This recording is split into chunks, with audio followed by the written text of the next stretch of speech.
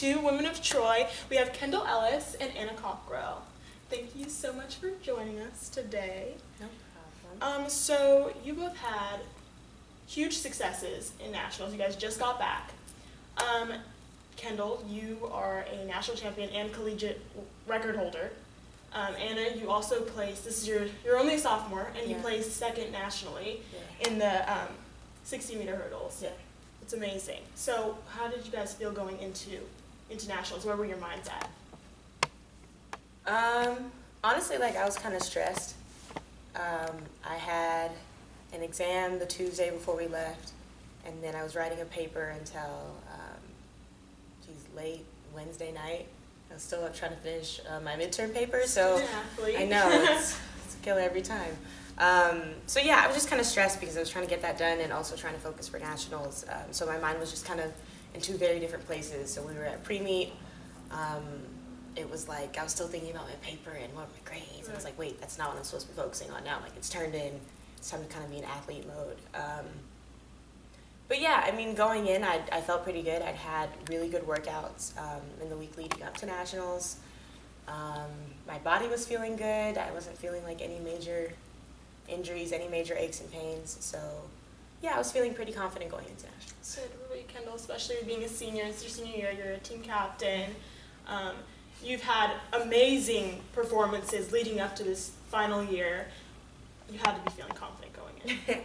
I think kind of the opposite, which is always, I think, a shocker for some people. But, I had really good workouts leading up to nationals. I was starting to hit the times and practices that I needed to get, my confidence where I wanted it to be. But I have a really bad habit of kind of looking at what other competitors are doing, what their times are looking like. So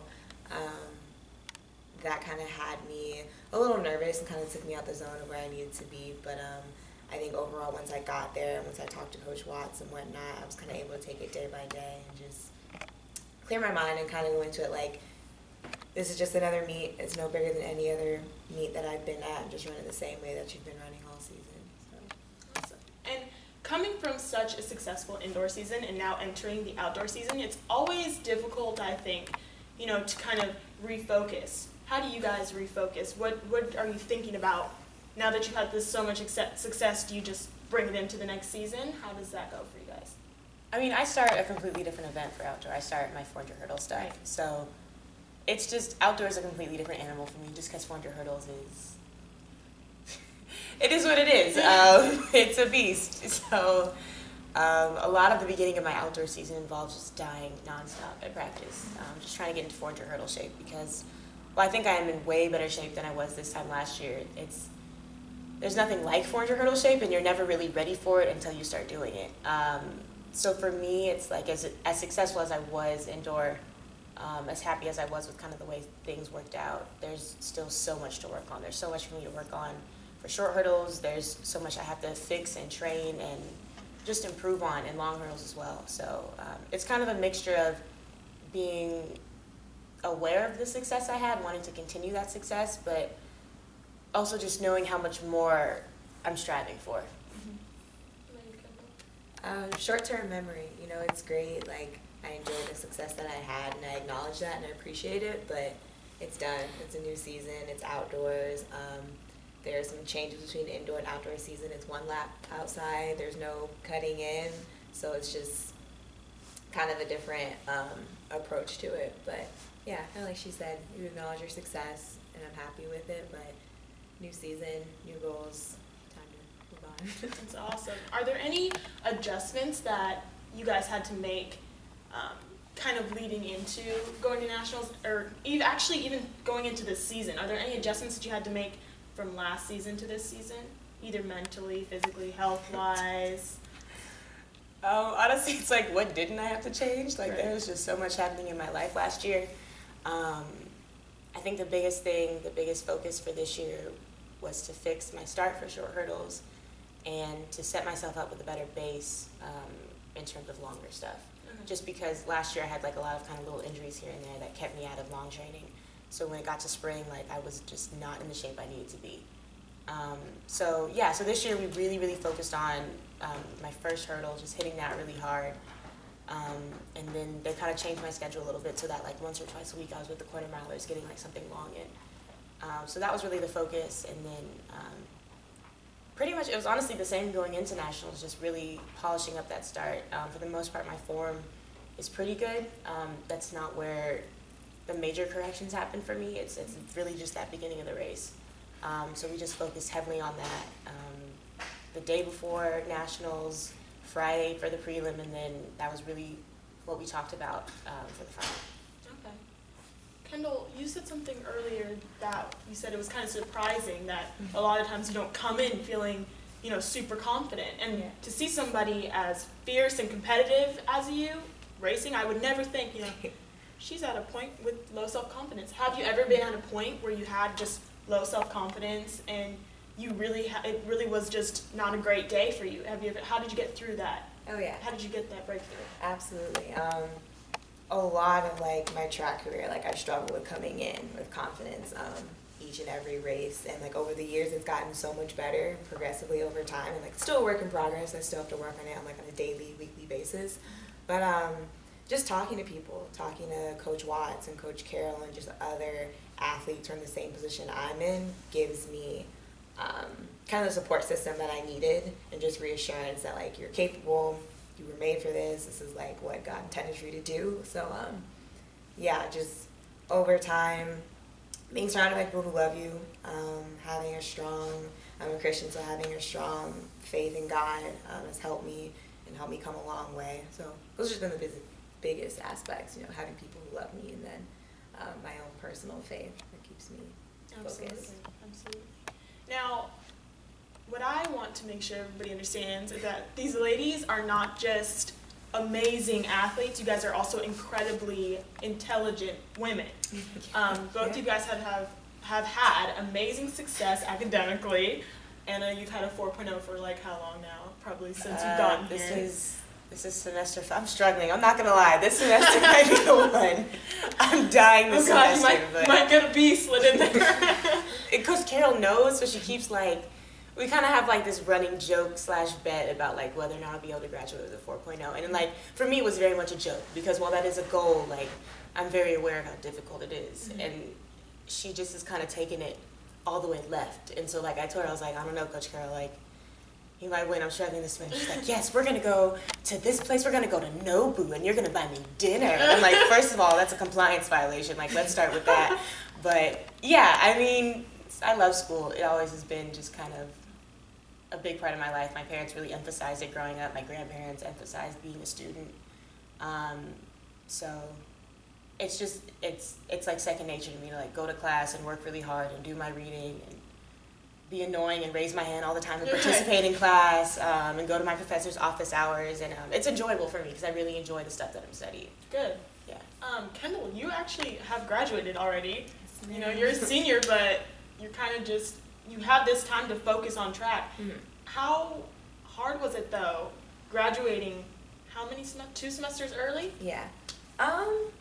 Honestly, I hate to say that it wasn't like super challenging, but I hate to say. USC is definitely hard in general, whatever you do, and it's college, so it's naturally challenging. But to kind of just cram it all, I kind of came in my freshman year with my mind made up that I wanted to finish in 3 years, so that was always the norm for me, like taking 5 classes and taking like major courses over the summer. It just seemed average because I had done it from the jump. But yeah, it was kind of just for fun to see if I could do it. Good. I just want to see the challenge, like Great. if I could handle it. Like my sister went to Harvard, and to up Harvard, you've got to graduate early. So I was like, okay, like let's go for it and just see if you can do it. And it seems like you do that throughout academics, social life, sports. It's just always, you have a goal and you set it. Right? I feel like you guys have always just been so aggressive towards that, which is awesome. Also, so I want to talk about it, especially being at such a competitive academic school and then being an athlete. Do you ever get that jock stereotype? Oh, absolutely. Have you ever Absolutely. had a weird encounter with that? Yeah, I mean, for me, I kind of get it a lot because I am a comm major, and a lot of athletes end up in communications just because it's so flexible. Right. Like, it's not in sequence. You don't have to take this class at this time in order to take the next one like other majors are. So a lot of athletes end up in comp, one, because it is a really fun, really interesting major, but two, just because it's really flexible with practice schedules. So because a lot of athletes end up in it, you know, you do have athletes that kind of live up to the stereotype. They barely show up to class. When they're in class, they're asleep.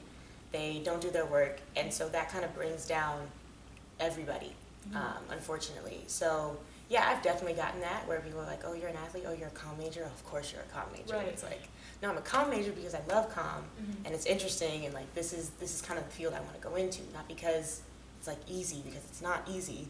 I mean, a lot of people don't know how to write papers or speak in general, so it's not an easy major. And what do you want to go into? I want to go into political broadcasting, like political journalism and that Definitely kind of thing. see you doing that. Yeah. But yeah, I have run into that a lot before, and just kind of people like brushing it off, like Right. brushing off, you know, the academic skills that I do have, just because they're like, oh, you're a jock, you got in here because you're an athlete. Like, no, I got in here because I'm smart. Yeah. Right. Being an athlete helped, but I probably still could have gotten in here on my own. Absolutely.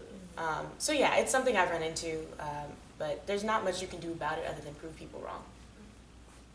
What about you, Kendall? Kind of like what Anna just said, I think the biggest ones for me have been outside of USC. You know, even when I'm not even wearing track and field gear or anything, I just be wearing a USC shirt and like, oh, what do you go to USC for?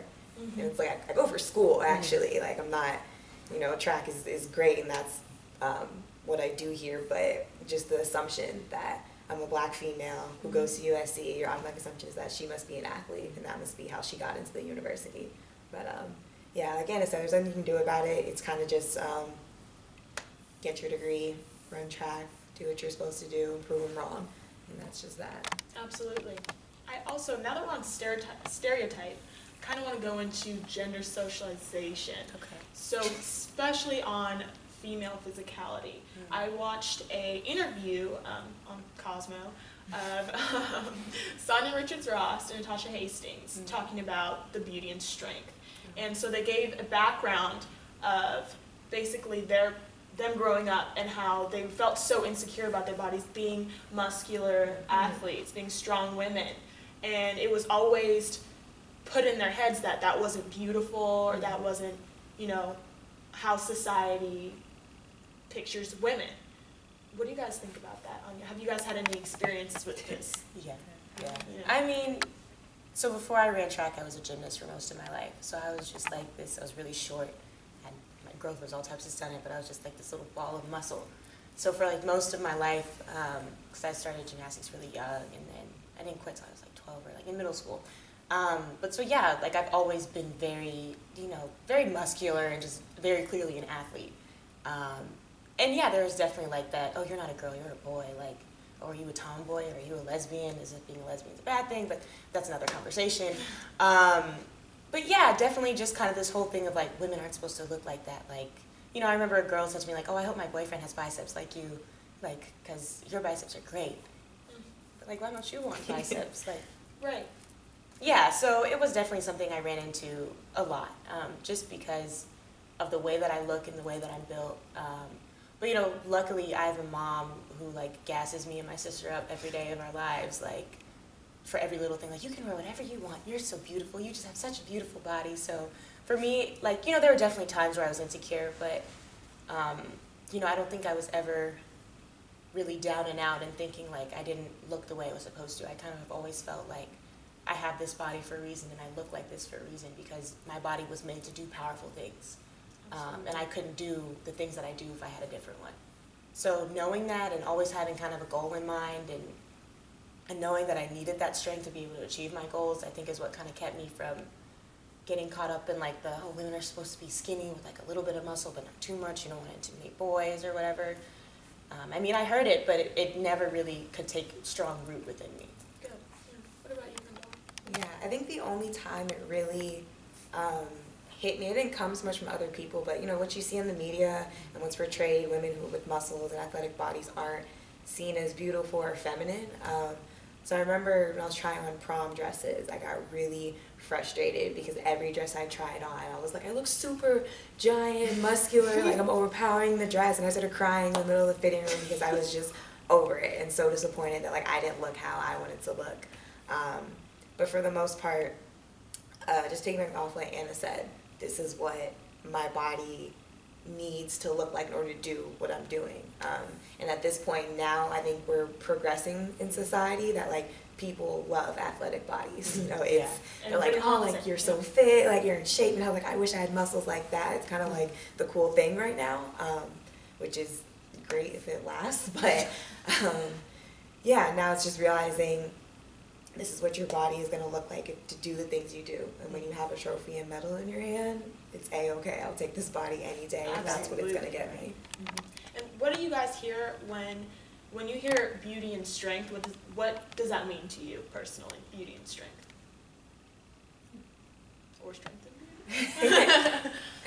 I mean, to me, I think it just means, because a lot of like stuff that I've heard from women, like whether it's on like the Instagram fitness people who are like, oh, you can do all these workouts and you're not going to get like hard, you're not going to get like no jiggle or whatever, you're still going to be soft. I think beauty and strength is like, there is beauty in having muscle and having like a strong physique. Like it's not masculine. It doesn't make you less of a woman to be built in a muscular way. It doesn't make you less of a woman to have like clear muscle, to have biceps or anything like that. So I think that's what beauty and strength means to me, and just the process it takes to get there.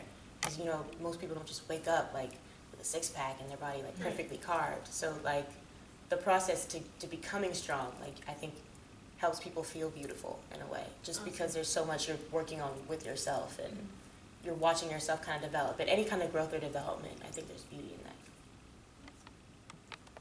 I got a little crazy in the middle, but I think I tied it nicely. You did. I think you did. Now, okay, one last question, because this is important.